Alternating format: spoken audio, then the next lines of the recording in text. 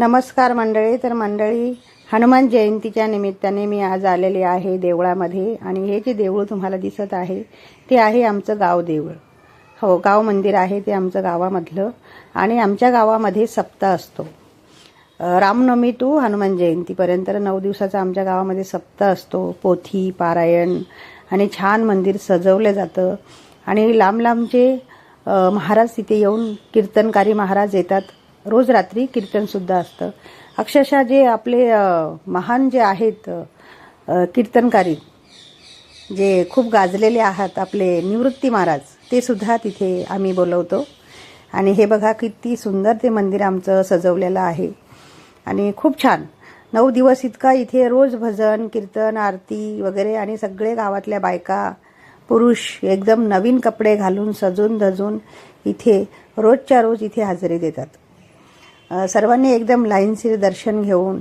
आणि मंदिरामध्ये इतकं मोठं परिसर आहे तिथे आमच्या गावातलं खूप मोठं परिसर आहे. तर ते पण खूप छान स्वच्छ आणि सजवलेलं असतं. अशा टाईपने आमचं ते दरवर्षीचं आमचं हे.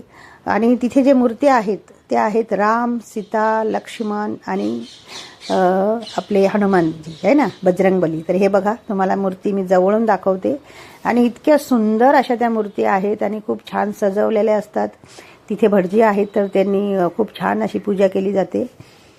आणि सर्व इतके भाविक लोक आहेत आमच्या गावामध्ये, इतके भाविक लोक आहेत की सर्वांचे उपवाससुद्धा असतात. 9 दिवस उपवास असतो. आणि मग तिथे पालखी मिरवले जाते 9व्या दिवशी. आणि मग 10व्या दिवशी आमच्या गावामध्ये असतो भंडारा. हो, आणि प्रत्येकजण तिथेच येऊन उपवास सोडणार. कितीही मोठा श्रीमंत असला तरीसुद्धा तो भंडाऱ्यामध्ये येऊनच स्वतःचा उपवास सोडतो. इतके भाविक लोक आहेत आमच्या गावामध्ये. आणि हे बघा, मूर्ती इतकी छान आणि इतकी सुंदर सजवलेली आहे. आणि प्रत्येकजण एकदम मोठे मोठे हार आणणार, फळं आणणार, भरपूर असं प्रत्येक कोणी शिरा आणणार, कोणी पेढे आणणार. इतके लोक म्हणजे भाविक आहेत आमच्या गावामध्ये. आणि खूप छान आणि सुंदर असं ते गाव आहे. खूपच सुंदर. माझ्या गावाचं नाव तुम्हाला सिद्ध करू का? हो, करते. हे गाव आहे कारुली गाव. आणि कारुली गावची मी आहे.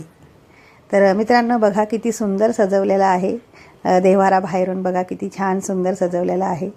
आणि मूर्त्या तर एकच खूपच सुंदर आहेत. आणि आमचं गावसुद्धा खूप सुंदर आहे. तर अशा पद्धतीने आमच्या इथे पूजा केली जाते. तर बघा, आणि दुसरी गोष्ट, तिथे जे महाराज असतात आणि जे आमच्या इथे जे गावातल्या बायका असतात त्यासुद्धा तिथे येऊन बसलेले असतात. राम लक्ष्मण जानकी जय बोलो हनुमान की. तर बघा, मी तुम्हाला ते पण ऐकवते.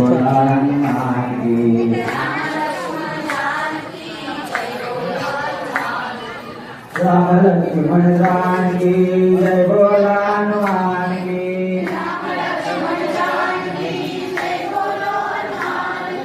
राम लक्ष्मण जानकी.